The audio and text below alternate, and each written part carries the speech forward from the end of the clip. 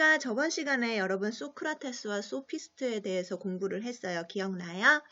그래서 우리가 교과서에 있는 확인 문제 2개만 풀어보고서 그 다음 플라톤으로 넘어가도록 할게요. 우리 교과서 여러분 105페이지에 2번, 3번을 같이 풀어보도록 하겠습니다. 자, 2번 보세요. 2번. 자, 다음 표 안에 기억 리을에 들어갈 단어를 보기 위해서 찾아 쓰자. 이쪽이 소피스트고 이쪽이 소크라테스예요. 여러분, 우리 소피스트는 여러분 기억나요? 기억나요? 소피스트는 여러분 우리 윤리적 상대주의자다 이런 이야기를 하면서 보편타당한 도덕 법칙은 존재하지 않는다는 윤리적 여기 중에 뭐 들어가요?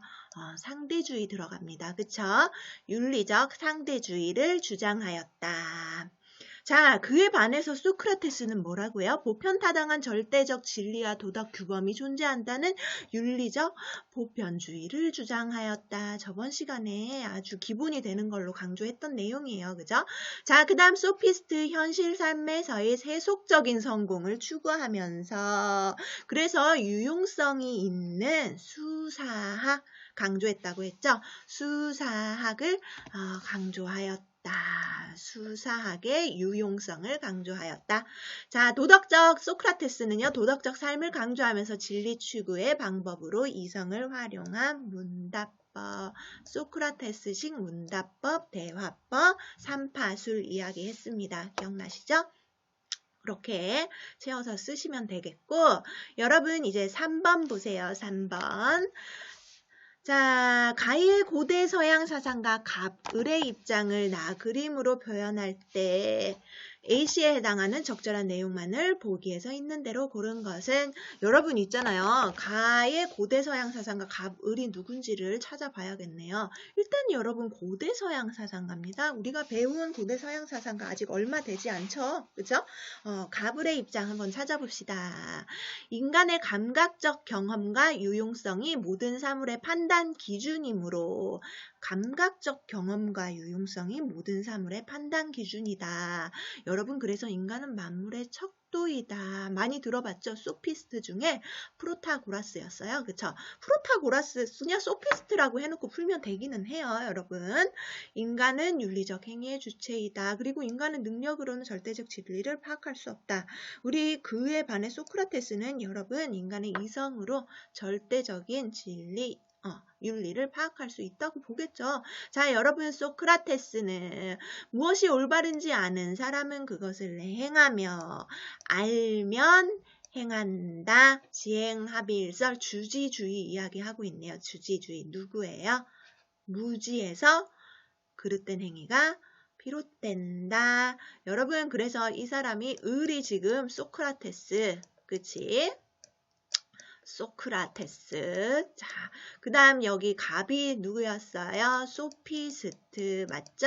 그래서 소피스트. 자, 그래가지고 한번 풀어봅시다. A. 감각적 경험이 도덕 판단의 기준이다. 여러분, 갑에 대한 내용이겠죠? 그래서 A에만 해당하는 거 기억은 맞겠습니다.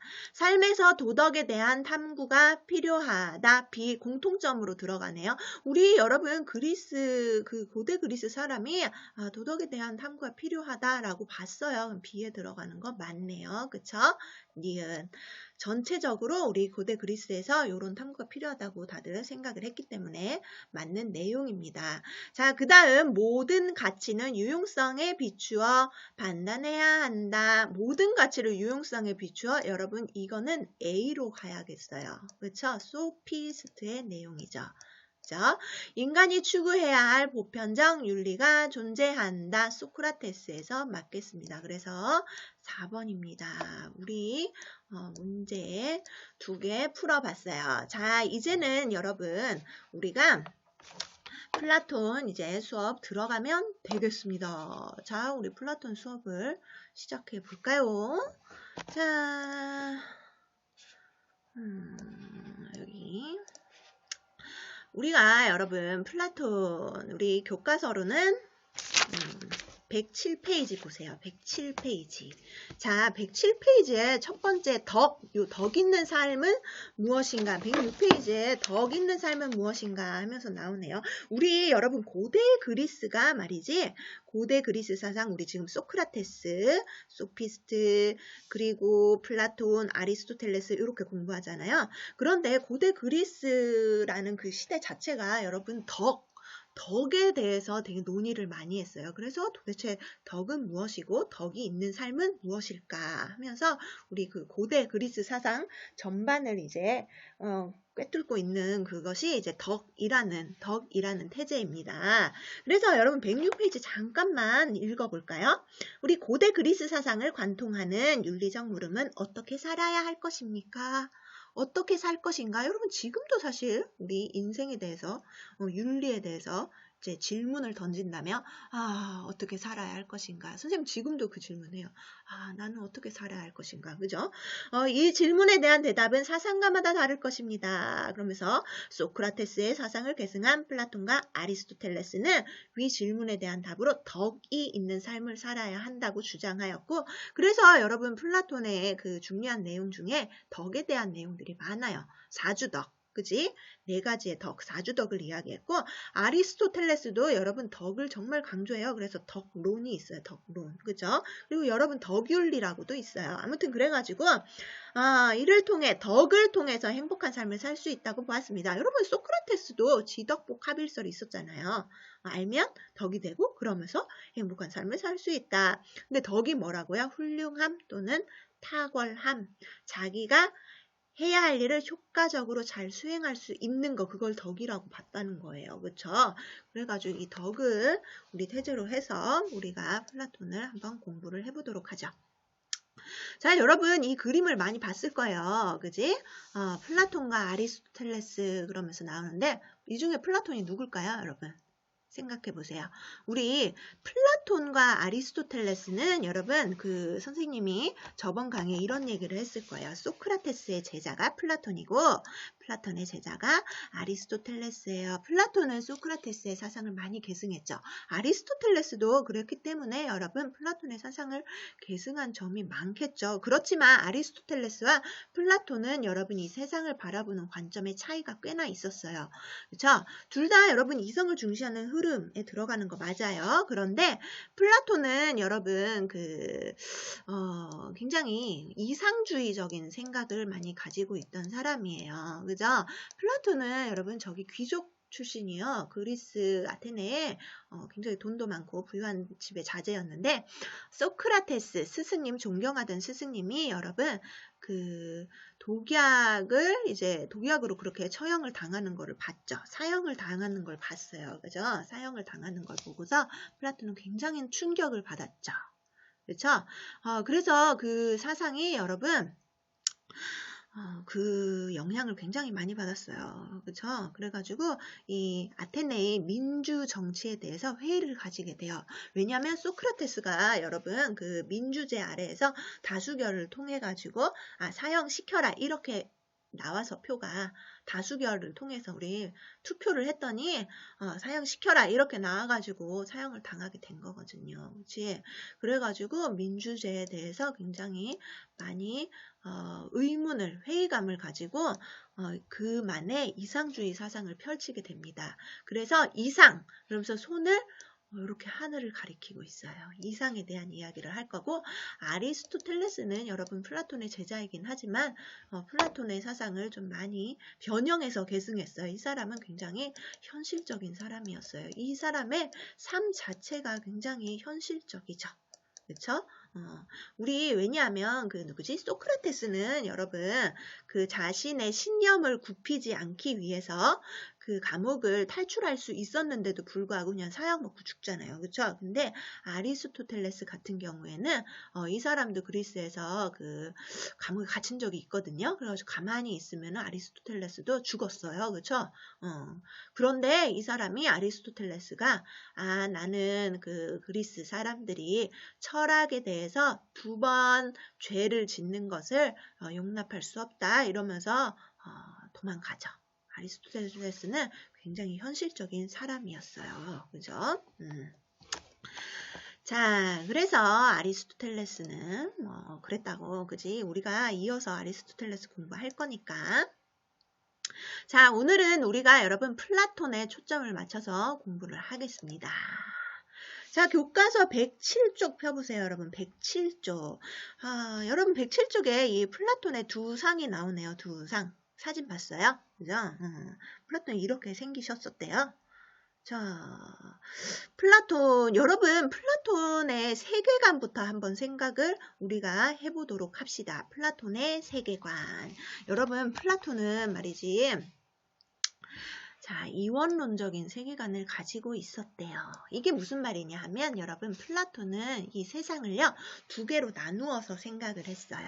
이 우리가 살고 있는 현실 세계와 현실 세계, 현상계, 그치? 그리고 이데아계, 이렇게 나누어서 두 가지로 세계를 나누어서 생각했다. 그래서 이원론적 세계관이거든요. 그러면 첫 번째, 이데아계는 무엇인가요? 이거는 이상세계죠. 그쵸?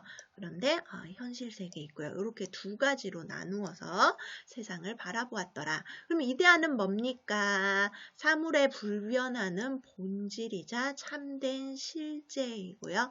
완전한 거예요. 굉장히 이상적인 거죠. 그쵸? 우리 이 이데아에 대한 지식은 오직 이성을 통해서만 얻을 수 있다. 그러면 우리가 살고 있는 이 현실 세계는 뭘까요? 우리 이 현실 세계는 이상적인 세계가 아니죠. 이데아를 모방한 세계입니다. 변화하고요. 불완전한 세계예요. 우리는 그래서 이 현실 세계, 불완전한 세계에서 살고 있다는 거죠. 그런데 이 사람은 우리가 이데아를 발견해야 된다고 해요. 이성을 통해서. 그쵸? 그래서 여러분 이 이데아에 대한 설명을 선생님이 마저 하기 위해서 이데아가 뭐예요? 여러분들이 이데아라는 개념을 처음 접하나요? 이데아라는 것은 아까 이야기했듯이 사물에 불변하는 본질, 참된 실제로서 완전한 것. 그치? 그러면 여러분 예를 들어서 우리 교과서에는 아름다움이라는 것을 예를 들어서 나오네요. 그러면서 우리가 아름답다라고 했을 때 여러분 아름다운 사람, 아름다운 경치, 아름다운 노을, 아름다운 그림 현실에는 무수히 많은 아름다운 어떠한 것이 존재합니다. 그렇지만 여러분 이것은 사실 아름다움의 이데아를 모방한 불완전한 것에 불과하대요. 이게 무슨 말이냐 하면 원을 한번 예를 들어볼까요? 완벽한 원이란 무엇인가? 여러분들 원의 정의에 대해서 알고 있을 거예요. 고정된 어떤 한 점에서 같은 거리에 있는 모든 점들로 이루어진 평면 도형. 그런데 여러분 우리 원을 한번 그려봐요. 원을 컴퍼스를 가지고 이렇게 그린다고 할까요? 그러면 여러분 이 원, 우리의 머릿속에 있는 이 원의 정의에 따른 이 원, 이데아의 원, 우리의 머릿속에선 이성을 가지고 원이 이러한 거야 하고 정의를 내리고 있죠. 그게 이데아고요. 이 정의를 본따서 우리는 원을 만들어내겠죠. 원을 컴퍼스로 그리든 어쨌든 간에 해가지고 원을 그리게 되면 우리가 만든 그 원은 도형의 그 형상, 그러니까 이데아를 본뜬 것일 뿐 완전한 원이 아니라는 거예요. 어떤 식으로든 약간은 찌그러져 있다는 거죠. 그쵸? 그래가지고 우리가 정의 내린 도형, 우리 머릿속에 있는 원이라는 이데아가 있고 우리가 현실 속에서 보고 있는 원은 이데아를 본딴 모방, 에 불과하다라고 이야기를 하게 돼요. 그러면 아름다움도 마찬가지예요. 우리는 아름다움에 대한 그 개념, 이상, 그치? 그 정의를 머릿속에 가지고 있어요. 이성을 통해서. 그렇지만 우리가 눈으로 확인하는 현실에서 확인하는 그 아름다움은 아름다움이라는 본질, 이데아를 본뜬 모방의 세계라는 것 뿐이죠. 이렇게 해가지고 이 사람은 이상과 현실을 두 개로 이렇게 나누어 가지고 이렇게 생각했던 사람이에요. 그렇죠? 이거를 좀 더 여러분 깊이 있게 설명을 하기 위해서 선생님이 말이죠. 여기 그림을 가지고 왔어요. 교과서에는 귀여운 그림이 나와 있는데 107쪽에 보면 그 동굴, 이게 동굴 안의 모습이거든요. 플라톤 하면 동굴의 비유가 참 유명해요. 그렇죠? 동굴의 비유. 그래서 여러분 우리 여기 안에 동굴 속에 보이죠?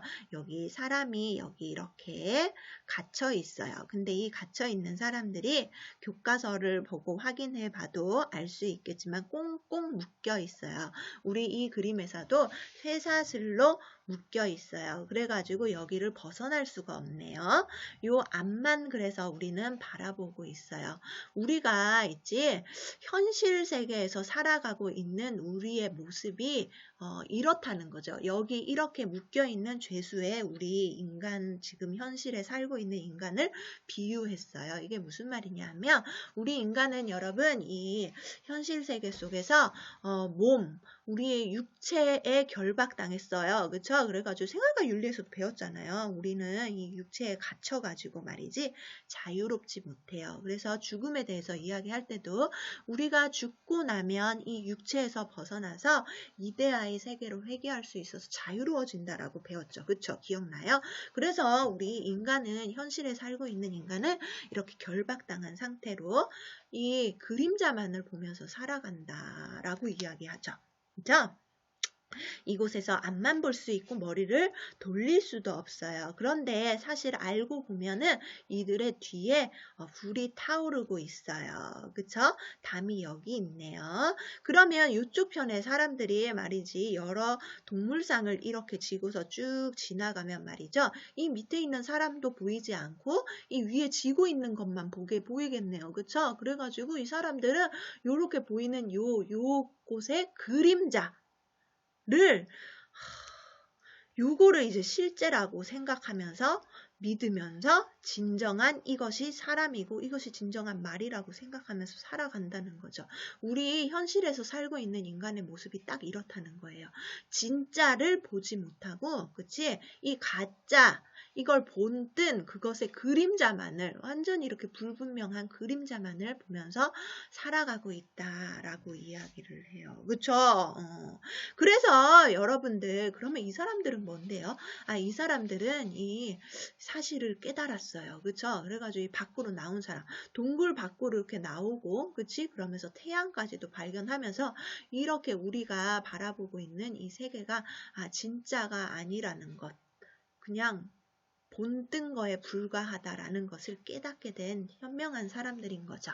그쵸? 그래가지고 플라톤은 이렇게 깨달은 사람이 정치를 해야 된다라고 했고 이렇게 깨닫게 된 그래서 밖에 나가서 그 태양을 바라보고 이 태양이라는 것이 모든 것의 원인이라는 것을 알게 된 사람들이 정치를 해야 된다고 했어요. 이 사람들이 철인이겠죠. 그쵸?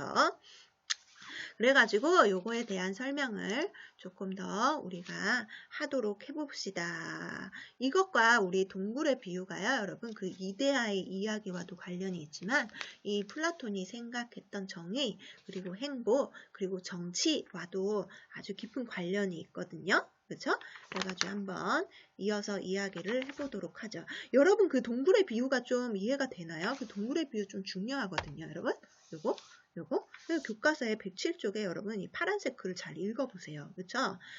좀 더 설명을 해볼까요? 약간 선생님이 믿어도 될까요, 여러분들? 그러니까 여기 보세요. 여기 죄수들은 벽면의 그림자 외에는 아무것도 보지 못하는 상태예요. 그쵸? 그래서 그림자 외에는 아무것도 보지 못하고 그림자가 비치게 되는 이유도 몰라요. 그래서요. 벽면의 그림자가 진정한 사람이나 동물이라고 믿고 살아간대요.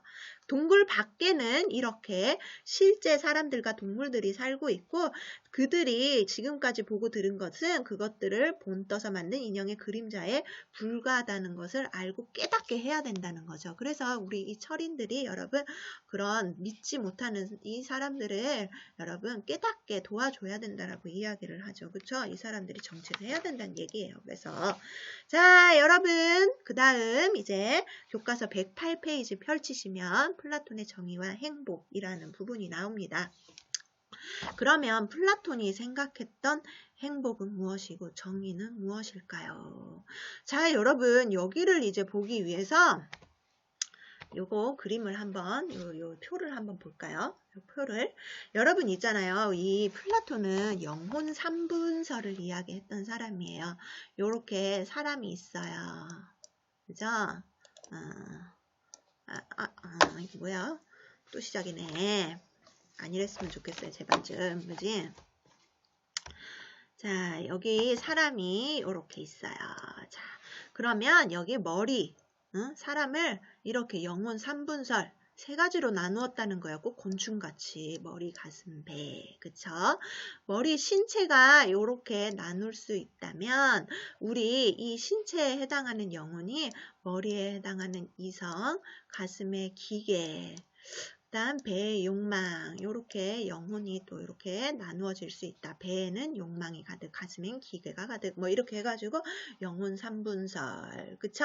요렇게 이야기를 해요. 그런데 여러분 이런 이야기가 있어요. 어떤 이야기냐 하면은요.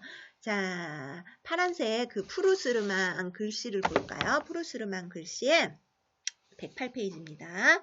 우리 인간의 영혼은 마차에 비유될 수 있습니다. 거기 여러분 마차 그림도 있네요. 그죠? 마차를 끄는 두 마리의 말이 있는데 한 마리는 말을 잘 듣는 좋은 말이고 여러분 말이 한 마리는 온순해서 말을 참 잘 듣는 말이고 한 마리는 싸나워서 너무 힘들어요. 채찍을 들어야 말을 듣는 아주 싸나운 말이에요. 그쵸? 실제로 마차를 끄는 것은 이 두 마리의 말인데 여러분 마부는 그치? 이 마차를 잘 끌어야겠죠.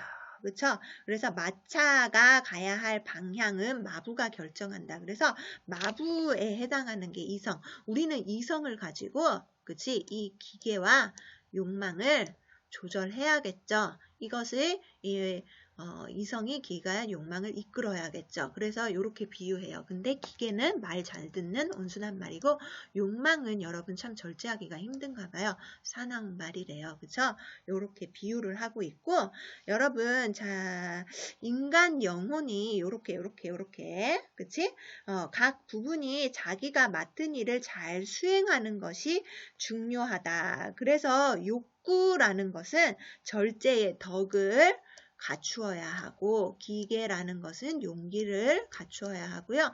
이성은 지혜라는 덕을 갖추어야 해요. 라고 이야기하죠. 그렇게 덕에 대해서 이야기하고 있어요. 덕. 아까 우리 덕이라고 덕이 중요한 그리스 사상의 태제라고 이야기했죠. 그쵸? 그래서 덕, 지혜, 용기, 절제가 이런 식으로 갖추어져야 한다고 이야기했고요. 이런 덕이 서로 조화를 이룰 때 우리 인간의 영혼에서 정의라는 덕을 실현할 수 있다. 이것이 여러분 잘 조화가 될 때 뭐라고요? 정의라는 덕이 만들어진다. 이렇게 그죠? 자, 그 다음 여러분 우리 이 영혼 3분설을 갖다가 여러분 인간을 각각의 개개인의 인간을 말이죠. 이렇게 국가로 확장을 시켜서 또 이 사람은 이야기를 해요. 국가로 확장을 시켜가지고 여러분 우리 통치자, 방위자, 생산자 뭐 이렇게 나누어서 국가도 이렇게 세 계급으로 국가의 구성원을 구분을 했는데 생산자는 절제의 덕을 잘 갖추어야 하고요. 수호자는 용기라는 덕을 잘 갖추어야 하고요. 통치자는 통치를 해야 하니까 지혜라는 덕을 잘 갖추어야 한대요. 여러분 근데 여기 나오는 방위자는 여러분 군인이라고 보면 돼요. 방위하는 사람. 그런데 여러분 우리 방위자와 통치자를 묶어서 이분들이 수호자 계급이에요. 여러분 수호자 계급. 여러분 이 수호자 계급 중에 108페이지에 여러분 그 왼쪽 날개 부분에 보시면 수호자는 플라톤이 장차 군인이나 방위자에 해당하겠죠. 통치자가 될 사람들을 아울러서 표현한 거다. 그치? 표현한 말이다. 그런데 이 수호자 중에 여러분 뛰어난 사람을 선발해서 통치자로 만드는 거죠. 그쵸? 그래가지고 이렇게 두 개 묶어서 수호자라고 보시면 되고, 그런데 통치자는 통치를 해야 되니까 지혜라는 덕을 갖추어야 되고요. 방위자는 용기라는 덕, 생산자는 절제라는 덕을 갖추어야겠죠. 그쵸? 그래서 그런데 여러분 여기에서 세 계급에게 모두 다 필요한 게 있으니 절제라는 덕이다 라고 이야기할 수 있어요. 절제는 세 계급이 모두 갖추어야 돼요. 그쵸? 여러분 그러면 방위자는 용기와 절제를 갖추어야겠죠. 그쵸? 통치자는 지혜, 용기, 절제 사실 다 갖추어야 돼요. 그런데 공통적으로는 절제를 갖추어야 된다라고 이야기하는 거죠. 왜냐하면 여러분 이 역할 교환이 안 되거든요. 그래서 생산자가 통치를 하려고 하면 안 되고 통치자가 생산을 하려고 하면 안 돼요. 그렇기 때문에 여러분 각자의 역할만 충실히 하려고 하다 보니까 절제라는 덕은 다 필요하게 됩니다. 그쵸? 그래가지고 여러분 이렇게 지혜의 덕을 갖춘 통치자는 아까 이야기했던 선의 이데아, 이 궁극적인 이데아예요. 그쵸? 가장 궁극적인 이데아. 이데아 중에 가장 궁극적인 이데아 중에 이데아인 선에 대한 이데아에 대한 인식과 실현이 가능하다. 우리 동굴의 비유로 치자면 그 태양을 본 사람, 모든 것의 원인이 태양이구나 이렇게 알 수 있죠. 여기에서 해당하는 태양이 선의 이데아겠죠. 비유로 치자면. 그쵸? 철인이라고 설명하였다. 그래서 여러분 이렇게 국가에서도 이렇게 세 가지의 계급이 말이죠. 덕목을 갖추고 조화롭게 살아갈 때 정의가 실현된다라고 이야기해요. 그래서 정의라는 것은 이 세 가지의 덕이 조화롭게 잘 실현된 상태, 그것이 정의라는 거죠. 그쵸? 도덕적으로 올바르고 완벽한 상태인 정의의 덕을 실현하려면 이 세 가지 지혜, 용기, 절제의 덕이 잘 조화를 이루었을 때 정의가 실현된다라고 이야기하면서 이 인간, 영혼 3분설을 확장해서 국가에까지 이렇게 설명을 했던 사람이 플라톤입니다. 7페이지, 107페이지 봅시다. 107페이지에 여러분 여기 선생님이 저번에 좀 잘 안 보인다고 해가지고 지금 화면을 크게 띄웠어요. 좀 더 크게 볼까요? 잘 보여요? 자 보자. 요 분이 이제 플라톤이시고, 자 아까 우리 플라톤의 소크라테스의 제자라고 하면서 영혼을 잘 살펴보라, 영혼을 돌보라, 영혼을 성찰하면서 성찰하지 돌아보지 않는 삶은 가치가 없다라고 이야기했던 소크라테스의 사상을 계승을 해서 영혼에 있어 정의의 덕을 실현하는 방안을 탐구하였다라는 이야기가 있어요. 그렇죠?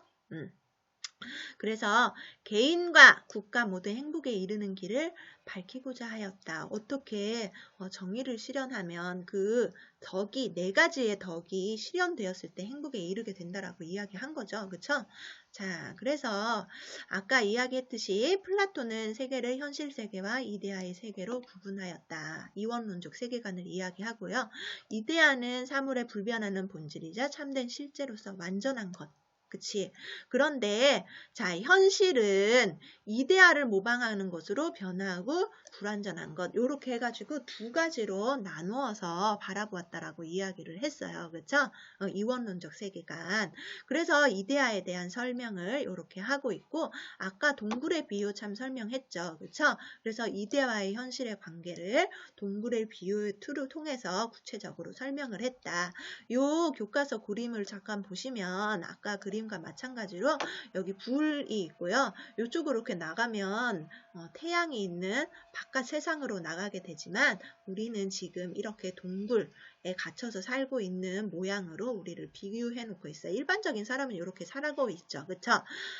온몸이 묶인 채로 살아가는 죄수들. 그치? 그래서 이런 식으로 우리는 여기에 비춰진 벽에 이 사람들이 바라보는 벽에 비춰진 그림자만을 바라보면서 이게 진짜인 것 마냥 살아간다. 우리는 깨달아야 돼. 이데아를 깨달아야 돼. 이렇게 이야기하면서 모든 것의 원인은 태양. 그치? 그래서 선의 이데아라고 이야기하고 있어요. 그쵸?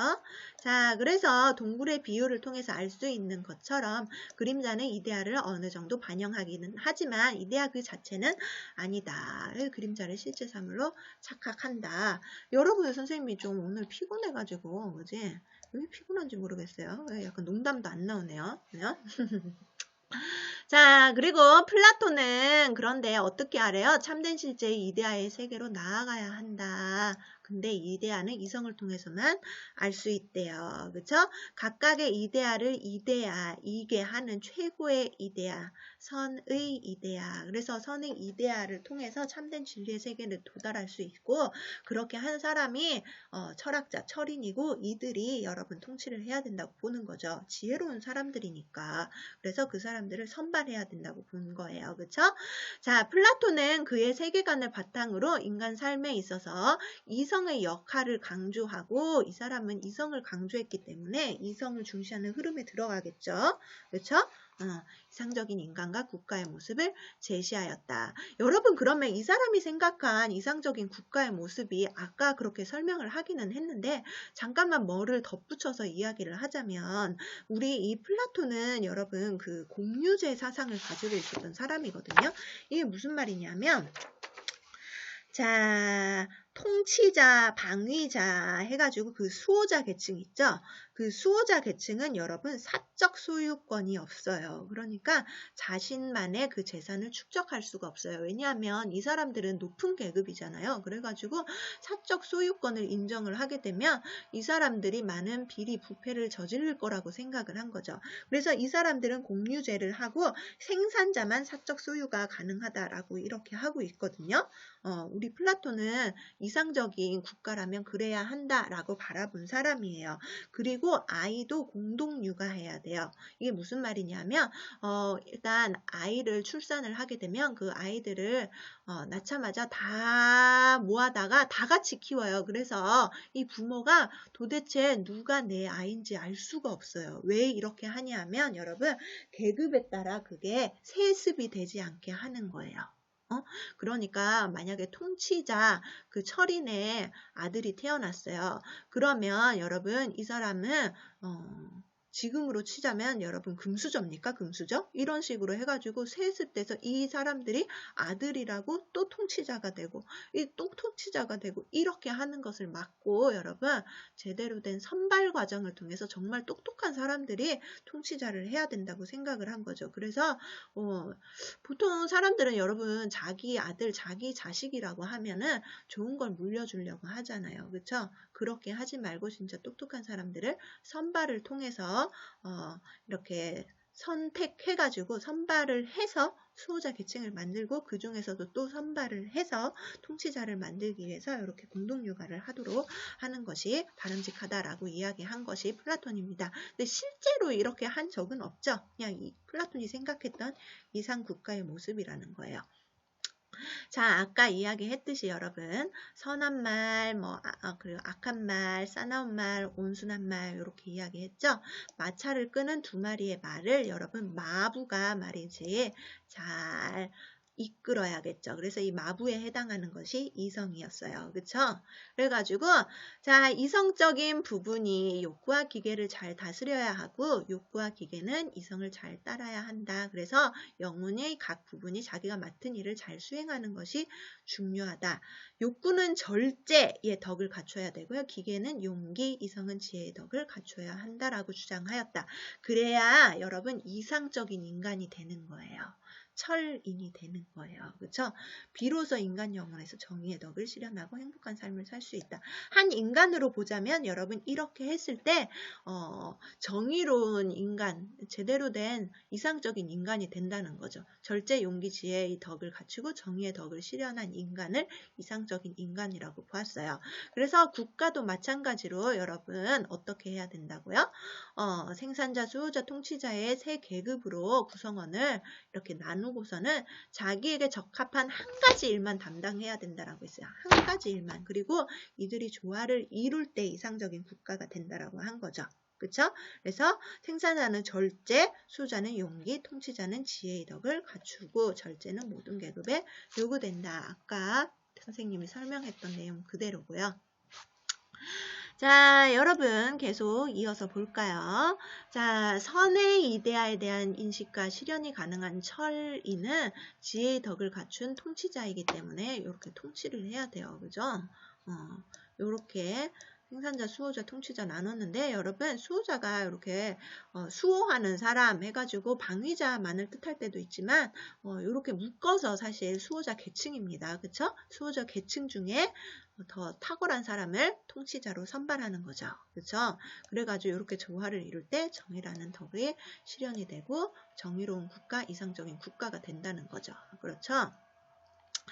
자, 이런 이야기를 했고요. 그러면 내용이 끝이 나네요. 여러분, 오늘 내용 어땠어요? 다음 시간에는 아리스토텔레스 할 거거든요, 여러분. 우리가 여러분 혹시 수능 특강을 조금 살펴보는 게 좋겠습니까? 얼른 아주 급하게 아주 잽싸게 한번 보도록 합시다. 잽싸게. 자, 잽싸게 되나요? 자, 여러분 여기 이제 이데아론이 나오네요. 현상계의 이데아계 이렇게 구분한다는 얘기를 동굴을 비유를 통해 설명했던 거 기억나요?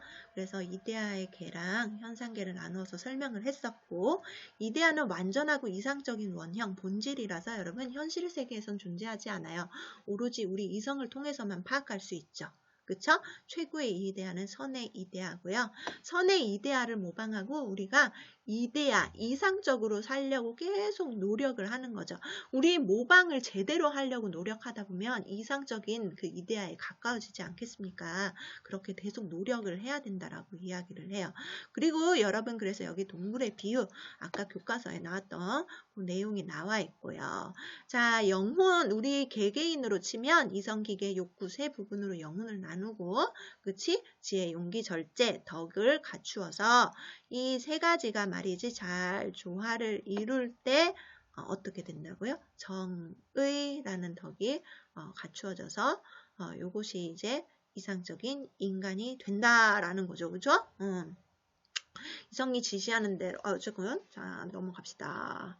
자, 그 다음 페이지를 보시면은요. 플라톤의 뭐 영혼론과 덕론 해가지고 여기도 한번 잘 읽어보세요. 여러분 아까 다 설명을 했던 것 같아요. 그죠? 했던 것 같아요. 자, 이상국가론 해가지고 아까 여러분 그 개개인의 차원을 국가에 확장시켜서 여러분 통치자, 방위자, 생산자 세 계층으로 나누어가지고 다른 계층의 일에 간섭하지 말고 그치? 각자의 직분만 우리 생활과 윤리 거기서 배웠어요. 여러분 직업 부분에서 그래서 조화를 이루어야 한다. 그리고 여러분 지혜의 덕을 갖춘 철학자가 통치를 하면 이제 선한 이상적인 국가가 된다라고 하죠. 근데 이 사람이 이런 사상을 갖게 된 이유가 있어요. 여러분 아까 이야기했잖아요. 소크라테스가 여러분 사형당했죠. 그렇죠? 여러분 소크라테스가 말이죠. 아테네에서 처형을 당했잖아요. 그쵸? 그래가지고 이 소크라테스의 제자였던 플라톤이 그걸 보고서 이제 충격을 받고서 이 민주 정치가 올바르지 않다. 민주제라는 것은 올바르지 않다. 왜냐하면 이 우매한 다수가 이 똑똑한 아주 멀쩡한 한 사람을 이렇게 죽일 수 있구나 이렇게 생각을 하게 되고 민주정치를 바람직하지 않고 이 철학자가 통치를 해야 된다. 철인 정치를 해야 한다. 이런 이상국가론을 펼치게 되는 거죠. 그렇죠? 그리고 나서는 우리 다음 시간에 아리스토텔레스 이제 이어서 할 거예요. 아리스토텔레스는 플라톤의 제자예요. 그래서 연관이 있지만 또 많이 내용이 다르다고 아까 소개를 했었어요. 자, 오늘은 여기까지 하겠습니다.